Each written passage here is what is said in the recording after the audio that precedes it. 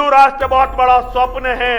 केवल अफगानिस्तान तक नहीं, हमें मक्का के उस मंदिर को भी लेना होगा जहां महादेव की गंगा जमजम के रूप में बहती है।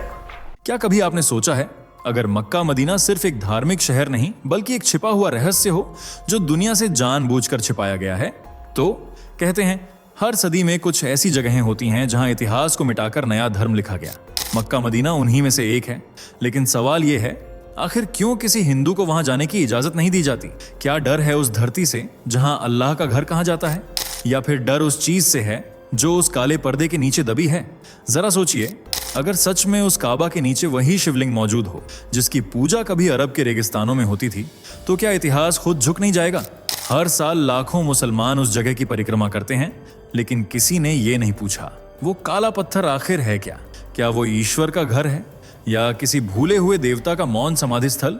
इस वीडियो में हम सिर्फ इतिहास नहीं दिखाएंगे, बल्कि आपको वो बातें सुनाएंगे जो अब तक दबा दी गईं, वो तस्वीरें, वो कथाएं और वो सबूत जो सऊदी अरब की रेत में दफन है। क्योंकि अगर एक बार आपने ये रहस्य सुन लिया तो मक्का मदीना को पहले जैसा कभी नहीं देख पाएंगे। तो तैयार हो जाइए, क्योंकि आज की ये कहानी आपकी सोच को हिला देगी और शायद आपकी आस्था को भी नए सवालों से भर दे। चलिए जरा जल्दी से कमेंट करके बताइए कि आप इस वीडियो को भारत के किस शहर या किस गांव से देख रहे हैं। हमें भी तो पता चले कि हमारे दर्शक देश के किन किन कोनों से जुड़े हुए हैं। और हाँ, अगर आपने अभी तक चैनल को सब्सक्राइब नहीं किया है तो अभी कर लीजिए, ताकि सनातन की पहचान और शक्ति पूरी दुनिया में गूंजे।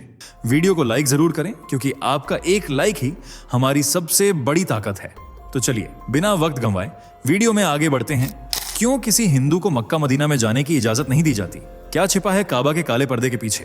क्या सच में मक्का मदीना में शिवजी को कैद करके रखा गया है? क्या वाकई सऊदी अरब में पहले मक्केश्वरी नगरी हुआ करती थी जहां शिवजी की पूजा की जाती थी? क्या है मक्का और हिंदुओं का आपस में संबंध? और क्या है मक्केश्वर मंदिर में स्थापित शिवलिंग का रहस्य? आज हम इस विवादास्पद विषय की गुत्थी को सुलझाने वाले हैं, इसलिए वीडियो के अंत तक बने रहिए। लेकिन वीडियो शुरू करने से पहले वीडियो को लाइक करें और चैनल को सब्सक्राइब करके बेल आइकॉन को प्रेस कर लें। 215 मिलियन वर्ग किलोमीटर में फैला है मुसलमानों का सबसे पवित्र देश सऊदी अरब, जो अरब प्रायद्वीप पर एशिया, यूरोप और अफ्रीका के चौराहे पर स्थित है। 7वीं शताब्दी में इस्लाम की शुरुआत करने वाला देश भी सऊदी अरब ही था, इसलिए इसे इस्लाम की धरती कहा जाता है। यहाँ बसे हैं दो सबसे पवित्र और पूजनीय शहर, मक्का और मदीना, जो साल के हर महीने सैलानियों की भीड़ से खचाखच नजर आते हैं। इनमें सबसे ज्यादा आबादी होती है मुसलमानों की, जो हर साल लाखों की संख्या में हज करने आते हैं और अल्लाह के घर कहे जाने वाले मक्का मदीना में दिन रात इबादत करते हैं। इस्लाम में कहा गया है कि जिस शख्स ने अपने जीवन में एक बार हज कर लिया, उसके सारे पाप धुल जाते हैं और वह ऐसा हो जाता है जैसे अभी माँ की कोख से जन्म लिया हो, यानी उसका कोई गुनाह बाकी नहीं रहता और जिंदगी की एक नए सिरे से शुरुआत होती है। इस्लाम में हज उतना ही अहम माना जाता है जितना हिंदुओं में 4 धाम की यात्रा, जहां जाने से सारे दुख, पाप और कष्ट दूर हो जाते हैं। इसी वजह से हर साल बड़ी संख्या में सैलानी मक्का मदीना आकर हज करते हैं। लेकिन आज तक किसी भी हिंदू व्यक्ति को मक्का मदीना में जाने की इजाजत नहीं दी गई है। यहाँ तक कि घूमने के तौर पर भी वहां जाने की अनुमति नहीं दी जाती, खास तौर से मक्का में, क्योंकि वहां काले पर्दे से लिपटा काबा मौजूद है। काबा मुसलमानों के लिए बेहद खास माना जाता है। इसका अंदाजा आप इस बात से लगा सकते हैं कि मुसलमान चाहे दुनिया के किसी भी कोने में क्यों ना हो, वे नमाज हमेशा काबा की दिशा में ही पढ़ते हैं, जो पश्चिम की ओर है। एक तरफ जहां काबा मुसलमानों के लिए उनका पवित्र स्थल है, वहीं दूसरी तरफ हिंदुओं की भी इससे गहरी आस्था जुड़ी हुई है। इसकी वजह बताई जाती है भोलेनाथ भंडारी। जी हाँ, आपने भी ऐसी खबरें जरूर सुनी होंगी कि काबा के नीचे शिवलिंग दबा हुआ है, जिसे मुसलमानों ने हिंदुओं से छुपा कर रखा है। लेकिन क्यों? तो इसका जवाब है इस्लाम का अंत। कहा गया है कि अगर किसी हिंदू ने शिवलिंग पर जल चढ़ा दिया तो इस्लाम का खात्मा हो जाएगा। इसलिए मक्का मदीना में हिंदुओं को जाने की इजाजत नहीं दी जाती है। यह रिवाज प्राचीन समय से चला आ रहा है और हिंदू मुसलमानों के बीच एक मतभेद की दीवार भी खिंच चुकी है। एक तरफ जहां मुस्लिम पक्ष शिवलिंग के न होने का दावा करता है, वहीं हिंदू समुदाय शिवलिंग की मौजूदगी का हवाला देता है। शिवलिंग से जुड़ी 2 पौराणिक कथाएं भी खूब प्रचलित हैं, जो हिंदुओं के दावे को सच साबित करने की कोशिश करती हैं। जैसे भविष्य पुराण में एक कथा लिखी हुई है, जिसके अनुसार शुक्राचार्य, जिन्हें दैत्यों का गुरु कहा जाता है, बहुत ज्यादा चिंतित थे, क्योंकि देवताओं को अमृत प्राप्त था लेकिन दैत्यों के पास अमृत नहीं था। इसलिए उन्हें दैत्यों की फिक्र सताने लगी कि कहीं देवता दैत्यों का विनाश न कर दें। इसी परेशानी से निजात पाने के लिए शुक्राचार्य ने भगवान शंकर की कठोर तपस्या की। उन्होंने अपनी शक्ति और भक्ति से भगवान शिव को प्रसन्न कर लिया। जब शिव जी उनके सामने प्रकट हुए तो उन्होंने अपनी चिंता उनके सामने जाहिर की। ये सुनकर भगवान शिव ने उन्हें उपहार स्वरूप एक शिवलिंग भेंट किया और साथ ही यह भी कहा कि इस शिवलिंग को ऐसी जगह स्थापित करना जहां देवताओं की नजर न पड़े। जब तक दैत्य इस शिवलिंग की पूजा करेंगे तब तक उनका अस्तित्व बरकरार रहेगा, लेकिन जिस दिन उस शिवलिंग पर गंगाजल चढ़ाया जाएगा उस दिन से दैत्यों की विनाश लीला शुरू हो जाएगी। भगवान शिव की यह बात सुनने और समझने के बाद शुक्राचार्य शिवलिंग को लेकर रेगिस्तानी इलाके में पहुंचे और उसे वहीं स्थापित कर दिया ताकि हिंदू उस पर गंगाजल न चढ़ा पाए।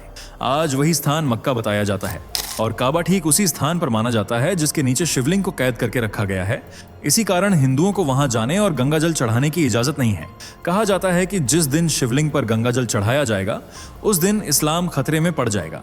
दूसरी थ्योरी पर नजर डालें तो वह भी हिंदुओं के पक्ष में ही दिखाई देती है।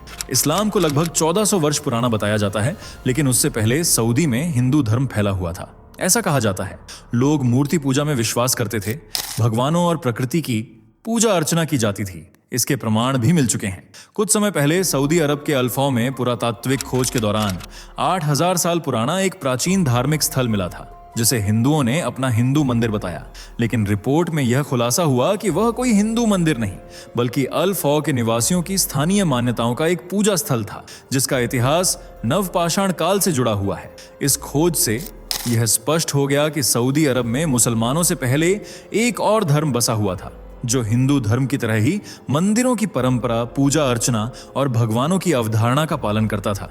एक पौराणिक कथा के अनुसार रेगिस्तानी इलाके में बसा सऊदी अरब प्राचीन समय में हरियाली से सराबोर था। नदियां कलकल करके बहती थीं और यह स्थान भगवान शिव की सबसे पसंदीदा जगह थी। कथा के अनुसार जब सृष्टि की रचना हो रही थी तब भोले भंडारी ने सऊदी अरब की धरती पर एक शिवलिंग स्थापित किया था जिसका रंग सफेद दूधिया था और जिसकी रोशनी के सामने चांद की चांदनी भी फीकी पड़ जाती थी। संगमरमर जैसा दिखने वाला यह शिवलिंग अत्यंत पूजनीय, पवित्र और चमत्कारी माना जाता था। दिन में यह सूरज की रोशनी में चमकता रहता था, वहीं रात होते ही इसकी चमक दोगुनी हो जाती थी, मानो पूरी दुनिया के अंधकार को समाप्त कर रही हो। मंदिर के आसपास फैले क्षेत्र को मक्केश्वर नगरी कहा जाता था जिसका मुख्य आकर्षण यही शिवलिंग था। कहा जाता है कि सूरज की पहली किरण स्वयं आकर इस शिवलिंग को नमन करती थी और फिर पूरी मक्केश्वर नगरी में प्रकाश फैल जाता था। मक्केश्वर मंदिर में स्थापित इस शिवलिंग की चर्चा तीनों लोकों में होती थी। इंद्रदेव से लेकर ब्रह्मा तक सभी इस शिवलिंग के पास आकर अपनी समस्याएं हल करते थे। देवी देवताओं से लेकर किन्नर और गंधर्व तक सब शिवलिंग की महिमा से परिचित थे और अक्सर इसके दर्शन के लिए आते रहते थे। इतना ही नहीं, माता पार्वती भी हर पूर्णिमा पर इस शिवलिंग की उपासना करने आया करती थीं। जब भी माता पार्वती मक्केश्वरी नगरी में कदम रखती थीं, तो वातावरण शांत, सुगंधित और मंत्रमुग्ध हो जाता था। इसी तरह सदियों तक मक्केश्वरी नगरी के आम लोगों से लेकर पूजनीय देवता तक शिवलिंग के दर्शन करने के लिए आते रहे। पर फिर युग परिवर्तन का दौर शुरू हुआ। इसके साथ द्वापर युग का समापन हुआ और कलयुग का आरंभ हो गया, जहां केवल स्वार्थ, लालच और क्रूरता सांस ले रही थी। वहीं इसी बीच कुछ लोभी पुजारियों ने चमत्कार से भरे उस शिवलिंग को अपने अधिकार में लेने का फैसला किया ताकि वे स्वयं उसके चमत्कार का लाभ अकेले उठा सकें। इसी नापाक साजिश के चलते उन्होंने अमावस्या की काली रात में एक घिनौना खेल खेला। वे मक्केश्वर मंदिर पहुंचे जहां चारों ओर शिवलिंग की रोशनी और सन्नाटा फैला हुआ था। न तो कोई पुजारी था न कोई भक्त, क्योंकि स्वार्थी लोगों ने सुबह से ही मंदिर में आने जाने पर रोक लगा दी थी ताकि देर रात लोगों की गैर मौजूदगी में वे अपना काम आराम से कर सकें। और ऐसा हुआ भी। मंदिर को सन्नाटे में डूबा देख स्वार्थी लोग आसानी से मंदिर में घुस गए। जो बड़े बड़े पत्थर वे अपने साथ लाए थे उनकी मदद से उन्होंने शिवलिंग को ढकने का काम शुरू कर दिया, लेकिन वे नहीं जानते थे कि उनकी इस ओछी हरकत से धरती पर कोहराम मच सकता है, क्योंकि शिवलिंग में स्वयं भोले शंकर का वास है। जैसे ही स्वार्थियों ने एक बड़ा सा पत्थर शिवलिंग को ढकने के लिए उसके पास रखा, आसमान में जोरदार बिजली कड़कने लगी और तेज हवा के साथ झमझम बारिश शुरू हो गई, जो शिव जी के आंसुओं के रूप में बह रही थी। पर स्वार्थियों ने इस संकेत को नहीं समझा। उन्होंने बादलों के गरजने और बरसने तक की हर घटना को व्यर्थ समझा और उस पर ध्यान न देकर अपने काम में मशगूल हो गए। जल्दी जल्दी उन्होंने शिवलिंग को चारों ओर से ढकना शुरू किया और कुछ देर की मेहनत के बाद वहां एक इमारत खड़ी कर दी और उसे काले रंग के लिबास से ढक दिया, जिसे आज लोग काबा कहते हैं। दावा किया जाता है कि वह शिवलिंग आज भी काबा के नीचे स्थित है और भगवान भोलेनाथ उसी के भीतर कैद हैं।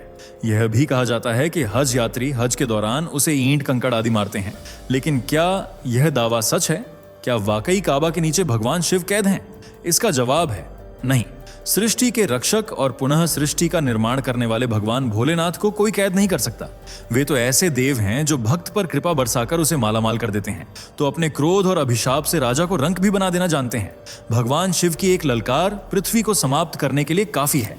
ऐसे महाशक्तिशाली भगवान को भला कोई कैसे कैद कर सकता है? इसलिए जो भी इस बात का दावा करता है वह सरासर झूठा है, क्योंकि शिव निराकार, सर्वव्यापी और अरूप हैं, जो खुद को किसी भी रूप आकार में ढाल सकते हैं। इसलिए शिव को मक्का में कैद करने वाली बात बेबुनियाद है। रही बात कंकड़ मारने की, तो उसके पीछे भी एक इस्लामिक कथा छिपी हुई है, जिसके अनुसार काबा की नींव रखने वाले हजरत इब्राहिम की अल्लाह ने एक बार परीक्षा ली और उनसे कहा कि जो भी तुम्हारी सबसे पसंदीदा चीज है उसे कुर्बान कर दो। हजरत इब्राहिम को सबसे ज्यादा प्रिय उनके बेटे इस्माइल थे, जिनका जन्म उनके बुढ़ापे में हुआ था। इसलिए हजरत इब्राहिम अपने बेटे से जान से भी ज्यादा प्यार करते थे, लेकिन उनके दिल में अल्लाह के लिए भी बेपनाह मोहब्बत थी। इसी कारण उन्होंने अपने बेटे की बलि चढ़ाने का निर्णय लिया और उसे कुर्बानी की जगह पर ले जाने लगे। पर रास्ते में उनके सामने शैतान आ गया, जिसने हजरत इब्राहिम को बहकाने की कोशिश की और कहा, अगर तुम अपने बेटे को कुर्बान कर दोगे तो तुम्हारे बुढ़ापे का सहारा कौन बनेगा? लेकिन इब्राहिम शैतान के बहकावे में नहीं आए और उन्होंने अपने बेटे की आंखों पर पट्टी बांधकर अल्लाह के नाम पर उसे कुर्बान कर दिया। पर जब पट्टी हटाकर देखा तो पाया कि बेटे की जगह एक दुम्बा, मेंढा, मरा पड़ा था और उनका बेटा सही सलामत था। यानी अल्लाह के इम्तिहान में वे पास हो गए थे। इसी घटना के बाद से ही बकरा ईद की परंपरा की शुरुआत हुई और आज जो हज यात्री पत्थर मारते हैं वो दरअसल वही शैतान है जिसने इब्राहिम को बहकाने की कोशिश की थी। इसलिए लोग उसे पत्थर और कंकड़ मारकर उस पर लानत भेजते हैं। कुल मिलाकर कहें तो मक्का मदीना और भगवान शिव का आपस में कोई संबंध नहीं है। ये केवल एक अफवाह है जो हिंदू मुस्लिम के बीच नफरत की दीवार खड़ी करती है। उम्मीद है वीडियो आपको पसंद आई होगी। अगर हाँ तो वीडियो को लाइक और शेयर करें। साथ ही चैनल से जुड़े रहने के लिए चैनल को सब्सक्राइब करके बेल आइकॉन को प्रेस कर लें। धन्यवाद। दोस्तों, आपकी स्क्रीन पर 2 और वीडियो दिख रही हैं, जिसे देखने के लिए आप स्क्रीन पर क्लिक करें। दोनों देखिएगा, बहुत अच्छी वीडियो बनी है।